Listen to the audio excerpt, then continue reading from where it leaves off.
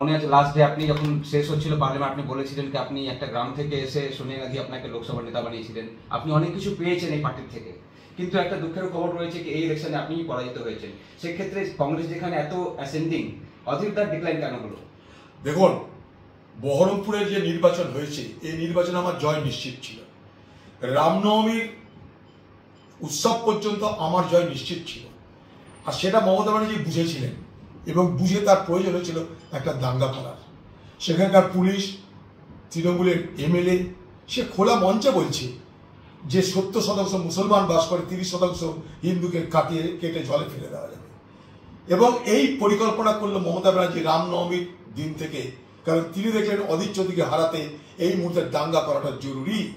এবং দাঙ্গা করার পরেই আমার লোকসভা কেন্দ্রে হিন্দু এবং মুসলমানের মধ্যে তাঁর দলেরই যারা পেশাদার প্রচারক, যাদেরকে কেউ চিনবে না জানবে না, তারা এবং তৃণমূল প্রচার করতে শুরু করলো মুসলমানরা এক কাট্টা হোক, আবার হিন্দুদেরকে গিয়ে বললো হিন্দু তোমরা এক কাট্টা হোক। দুটোই করছে টিএমসি পার্টি। তাই আমি খুব দায়িত্ব নিয়ে বলতে পারি, আপনারা ফল দেখলে বুঝতে পারছেন, মানুষ আলোচনা করলে বুঝতে পারবেন যে আমাকে হারানোর জন্য মমতা ব্যানার্জি আজ যে জঘন্য ষড়যন্ত্র করলেন তাতে আমি হারতে পারি, কিন্তু আমার রাজনীতি, আমার ভাবনা, আমার আদর্শ হারিয়ে যাবে না। মুর্শিদাবাদে বড় হয়েছি, হিন্দু মুসলমান সকলকে শ্রদ্ধা করে জীবনে বড় হতে শিখেছি, রাজনীতি করেছি। এই জিনিস মুর্শিদাবাদে ছিল না যেটা মমতা ব্যানার্জি আমদানি করলেন, সেটা হচ্ছে নির্বাচনে জিততে দাঙ্গা, হিন্দু মুসলমান দাঙ্গা করো।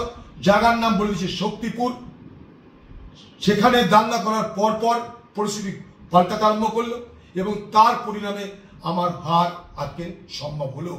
এবং তাই মমতা ব্যানার্জি এ বাংলায় তিনি যে কত বড় ভয়ঙ্কর খেলা খেলেছেন বহরমপুর লোকসভায়, সেটা আগামী দিনে মানুষ টের পাবে। তিনি দাঙ্গাকারী বলে আমি তাকে অভিযুক্ত করতে চাই।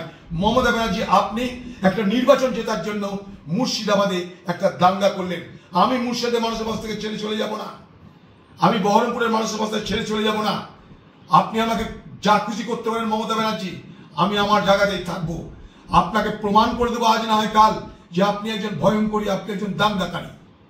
একটা দাঙ্গার আশ্রয় নিতে হলো আপনাকে নির্বাচন জেতার জন্য, সাম্প্রদায়িক মেরুকরণ করতে হলো আপনাকে নির্বাচনে জেতার জন্য, এবং সেটা আপনি নির্বাচনের আগেই আপনি বলে দিয়েছিলেন এরপরে দাঙ্গা হলে আমি জানি না।